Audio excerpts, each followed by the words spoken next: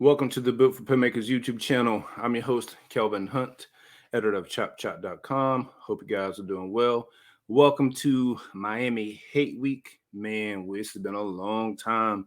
Been waiting on this game since forever, feels like. Been watching Miami all year, watching the reactions to, them winning earlier in the year. I did a piece earlier in the year talking about, how not to overreact to their win over Texas A&M.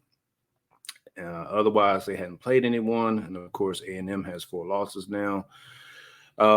So in this video, we're going to break down what Miami brings to the table and talk about why I'm not really concerned about Miami. If FSU comes and plays their B game, I think they should win this game comfortably. So we're going to look at some film like we normally do in the breakdowns. If you could go ahead and hit that like button for me, helps me reach more FSU fans and whatnot. Doesn't cost you anything. Really appreciate the support of those of you that always like the content and share on social media. Really appreciate you guys. But this is an interesting game. I feel like that if you were to take Miami's uniform and put the same players they have in a different uniform, that people would look at this game totally different. It just feels like only because it's Miami, some people are giving them a little more respect or may think they're a little better than what they really are. I just have not been impressed with Miami all year. Even the A&M game, I just have not been impressed with them. When you look at it, I find it funny that people always talk about how FSU haven't played any great quarterbacks or the quarterback's hurt or whatever, and kind of want to use that as not a necessarily knock on FSU's defense. But at the same time, when you look at Miami, who has Miami played? I mean, they've played Drake May. He lit them up for 41 points.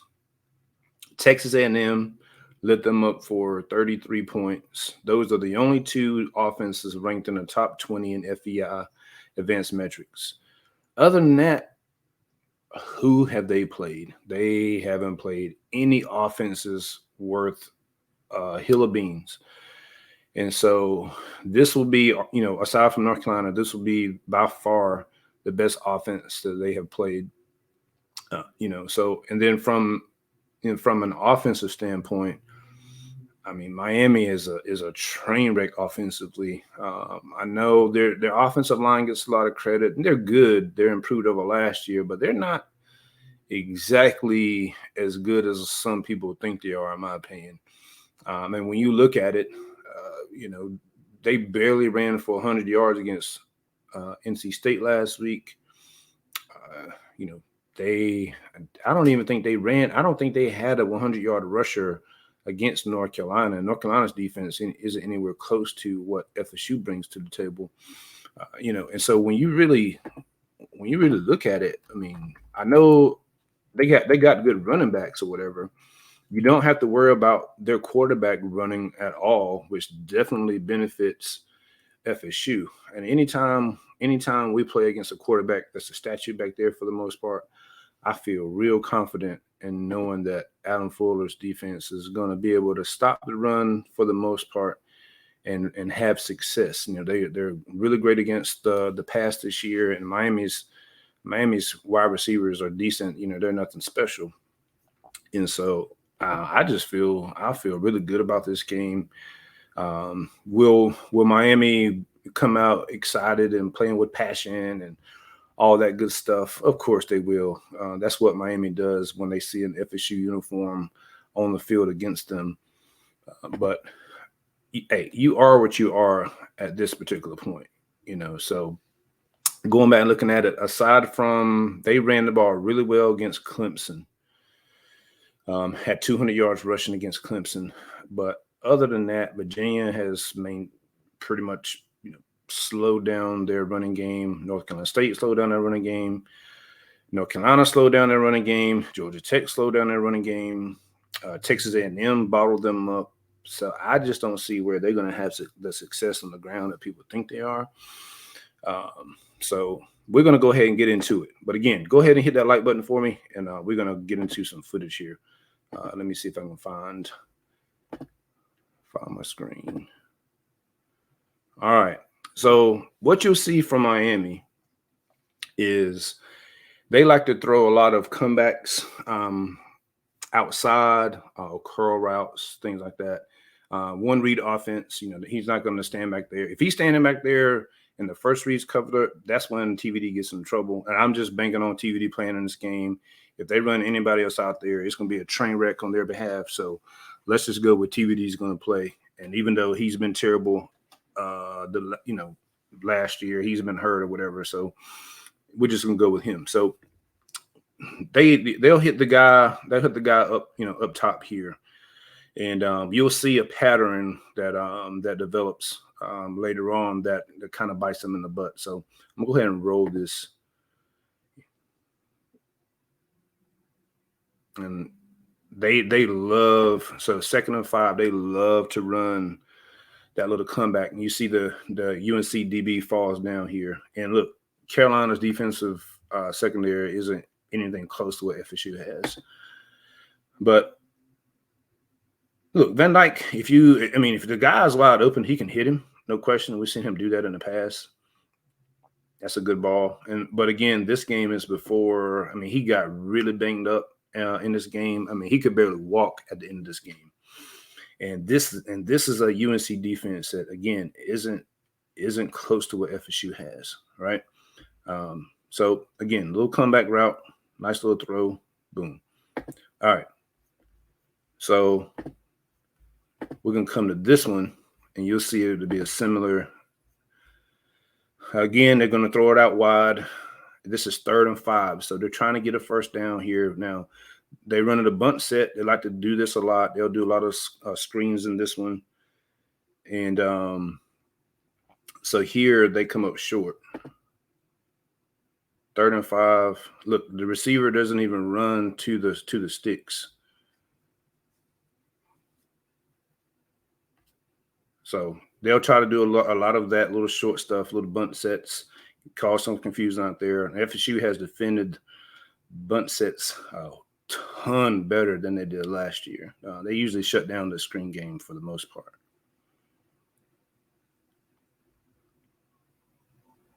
So Van Dyke is off on that one. All right. So on this one, we talked about screen passes. And the UNC linebacker, who's really good, by the way, he saw this coming a mile away and diagnosed it, and he just eats it up for a tackle for a loss. Look at that. He read that all day long. So he's going to read it and come. Look, he's going already. So that's a play you could see Kalen DeLoach make against Miami on Saturday. So here we have the bunt sets again up top up here. And this one goes, and look, you got to give TVD credit on this one. He stood in there and took a shot. And he kind of threw it up for grabs, really. And, he stood in there and took a shot and threw it. But I don't think this will work against FSU. Oh, no, this isn't it.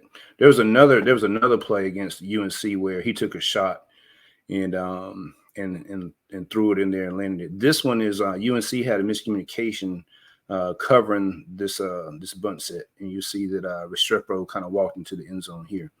So again, they're going to just put guys out here, try to cause some confusion. As long as you have good communication here in the back end, which FSU usually does, they'll be fine.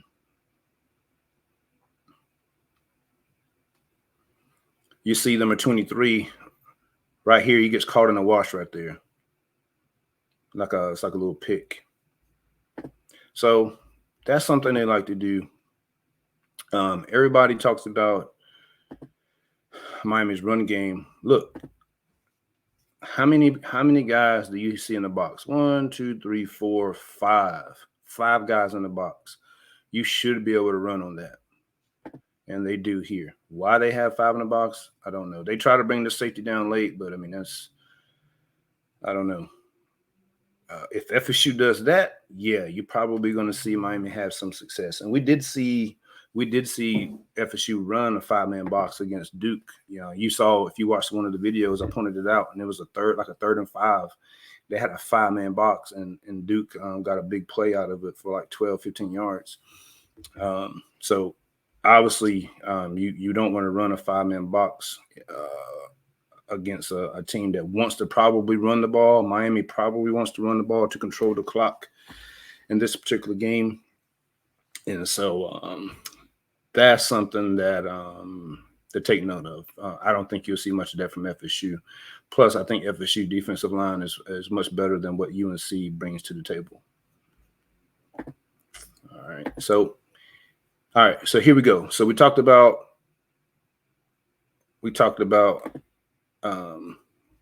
Van Dyke liking to throw that curl comeback, right? So you remember he completed that pass earlier. Now, watch this linebacker right here. And here's the receiver he's going to go to. He knows from watching tape that Van Dyke likes to throw that curl, that comeback. Watch how he just sinks back, and Van Dyke throws it right to him. Look at that. That's beautiful. That's excellent instinct watching the game film. Threw it right to him. He didn't even see him.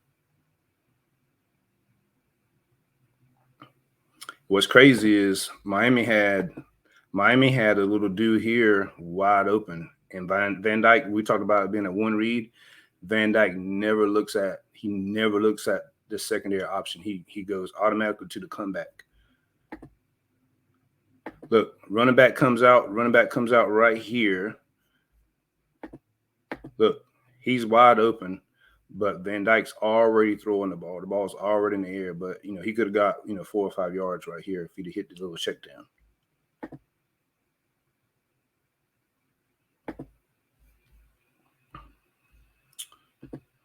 All right, so everybody talks about Miami's offensive line. They're better than they were last year, but guys, they're not anything special. They give up a lot of pressure. Here, this is the third quarter, and I think in this game against UNC, I think Miami's depth on the O-line, offensive side of the ball, and defensive side of the ball begin to show, or lack of depth, I should say, begin to show, because UNC began to impose their will against Miami, and Miami had no answer for it. Now, we know that FSU's been substituting guys, all year long. They've been fresher in the second half against other teams. I expect that to be a major advantage in this particular game. And so here you'll see that UNC is able to get pressure. It's 3rd and 7. They rushed 3 and dropped 8, and they were able to sack Van Dyke on this. Look, if that first read isn't open, he will not throw it. I mean, look at this. 1, 2, 3, 3.5 seconds. I mean, Miami's just running the same routes that they always do. All right. So here, going back to Miami's linebackers. Miami's a really aggressive team, and I think you're going to see Mike Novell use that against them. If you look at this, it's 3rd and 10. It looks like they're bringing a lot of guys here, a bunch of guys at the line of scrimmage. And you'll see that they'll leak this running back out, and Miami linebackers have no chance with him in space.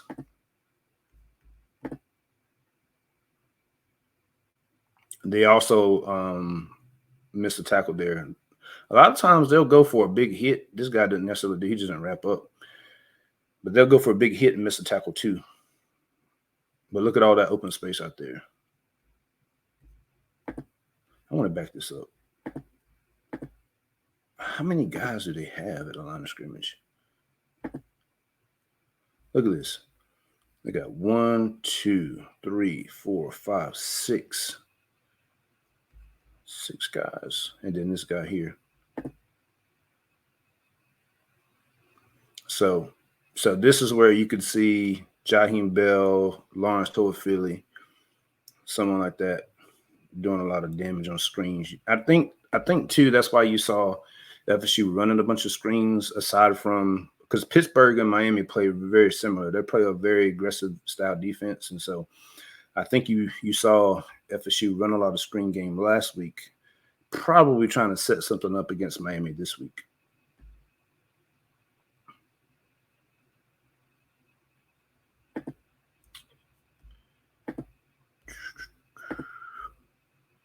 All right, so here, again, this is third quarter. So it's still not terribly late in the game, but it's 35-17. So it's getting close to garbage time here. And first down, and Miami knows they got to move the ball.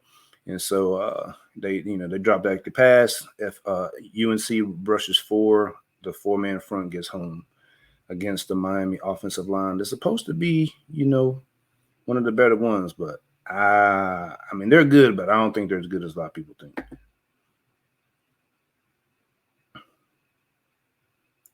Yeah. You see number 5. We could see another, that's 25. We could see a number 5 from FSU eat potentially in situations like this, especially in the second half. I think this game is going to play out where Miami be really aggressive early, and it's kind of like FSU keep hitting them with body blows like they do everybody else, and then they'll hit them with a haymaker, and then you'll see Miami, succumb to the pressure. I mean, like I said, FSU is a pressure fighter, and a lot of times when you have a guy that's really, like if you were fighting, like I used to cover MMA, if you have a guy that's really aggressive, a brawler, so to speak, and you brought the fight to him, right? It's he'll wilt under the pressure, and I think that's what you're going to see with Miami here. So here's 1st and 10, and so we talked about FSU running the ball. Miami's been stout against the run, but again, Jordan Travis can run the ball. We may see an element of that, and here's an example of where you could see something similar. So here Drake May just keeps a simple little read and get some good yardage here on first down.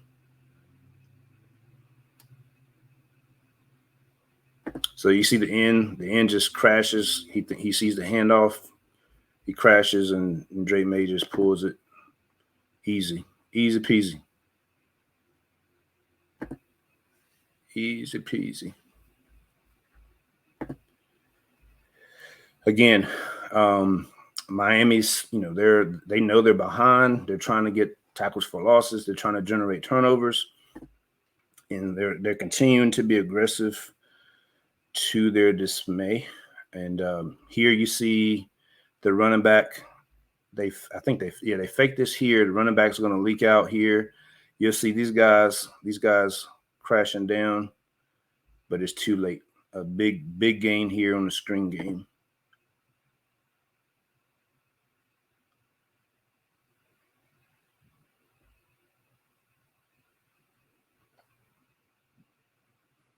That's a Trey Benson special right there.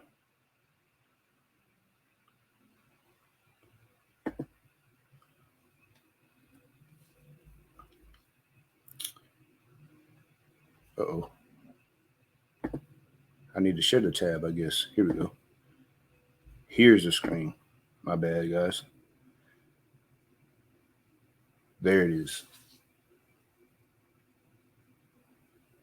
Trey Benson special. And then here we go. So again, once this game gets into late third, early fourth, the depth is definitely gonna play a factor if it doesn't before this point. And this is the point where I think you'll begin to see FSU land some big blows on the ground. This right here is similar to the run that Trey Benson hit against Pittsburgh last week. And if Trey Benson gets this opportunity, this right here is probably going to the house.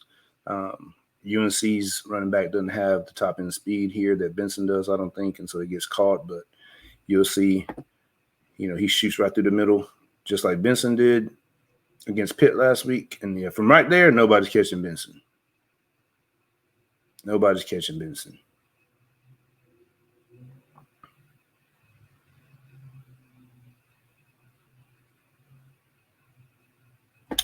Yeah, so whenever you look at this game,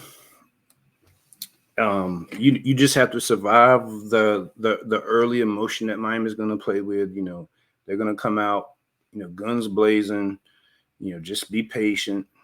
Kind of like you did against Pittsburgh. Be patient, and don't do anything dumb. Don't turn the ball over to give them any added emotion. Miami, their defenses live and die by the turnover. If they don't force a turnover, they usually take an L.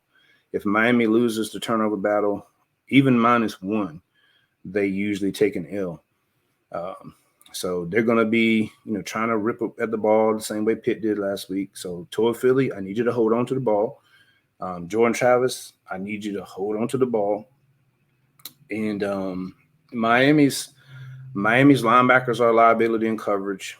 Their secondary is a liability. They've played, let's see, they've played 5 or 4. They've allowed 4 different wide receivers that have 100 yards against them.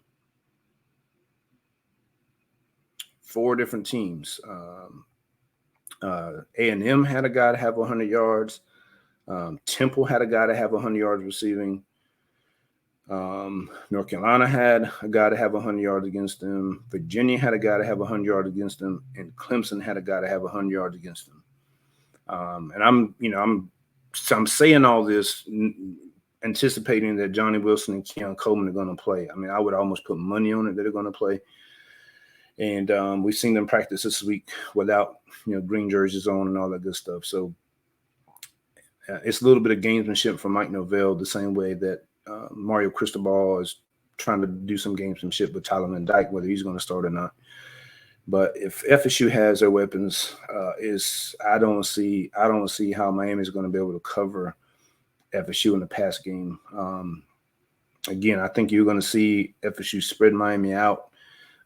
Use the screen game against them, use that aggressiveness against them. When they rush guys, they're going to leave voids there in the secondary in the middle. I can see Jaheim Bell and Morlock having a big game up the middle with the seams. And it's all about just not turning the ball over and just executing. Again, FSU's played better defenses than Miami. Clemson's defense is better than Miami. Duke's defense is better than Miami. And Pittsburgh is comparable to Miami when you look at FEI rankings. So aside from Ruben Bain, I don't think their defensive line is anything special. Actually, they're probably undersized a bit.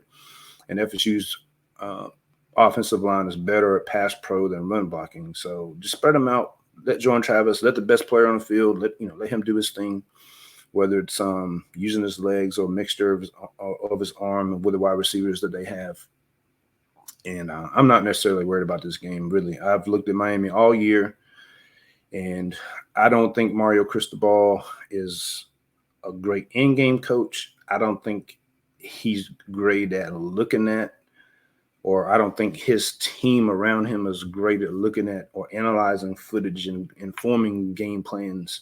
As I said before earlier this week, when is the last time you've seen Miami struggle for a half or a quarter or whatever, and then make any type of adjustment and just light somebody up offensively? You never see it, but you see that with Mike Norvell.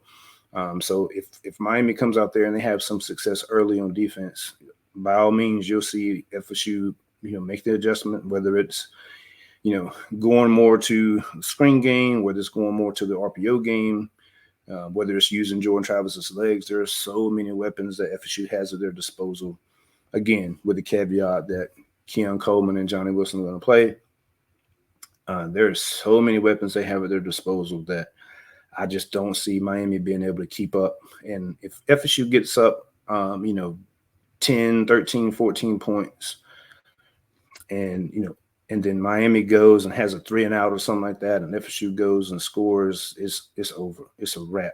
Miami will do just like they did against NC State. They'll get upset. They'll start playing undisciplined. They'll start just freelancing. They'll try to fight because they can't make a play to stop you, just as typical sore losers are. And I think that's what we're going to see Saturday night. Doak should be rocking. I cannot wait to see the atmosphere on TV. You're going to have a gazillion recruits in attendance, and a win over Miami is going to have a shockwave effect over these two programs, because now you're going to have a team where you could say, look, we've whipped them twice. Both years of under Mario Cristobal, we beat them. And there's no sign. I mean, they've gotten better somewhat, but the problem is they don't have any quarterback play. And there's nobody on that team, nobody on that squad that you can look at and point and say, hey, that guy's going to be the future. They don't have anybody signed in the 24 class at quarterback that makes you think any of that's going to change. And if you don't have a quarterback, you cannot win. You have to have elite players everywhere and still have a good quarterback to really win at a high level. And they don't have elite players everywhere. They got good players. They don't have elite players everywhere. So FSU's in a position to really make some noise. They got a lot of top guys committed in the 24 class, and a win here could solidify potentially a couple more, I think. So big win here. You got all the momentum on the recruiting trail. You're the best team in the state. You go take care of business against Florida, make win the ACC, and the world is yours then at that point, Mike Neville. So Mario and them know that. Again, they're gonna do their very best to make this game, slow it down, run the ball, and all that good stuff. I'm sure they've been trying to prep for this game, but again, I trust Mike Neville and his staff 1,000,000% more than I do Mario Cristobal. And and even if this game was close in the fourth quarter, give all my money, and I'm putting it on Mike Neville to win the game opposed to Cristobal. So there you have it. I'm going to give a prediction of, I'm thinking something like probably, let's say 37-10, 37-13, somewhere in there. And, I could see it getting worse for Miami if they can't make any stops early against FSU's offense, and their offense can't get going, which I don't think it will. It could get ugly. It could get real ugly. So there you have it. If you're a Miami fan, let me know what your thoughts in the comments. FSU fans, make sure you like the video if you haven't already. Really appreciate the support. And we will be tuning in Saturday afternoon, 3:30, ABC. Until then, go Noles.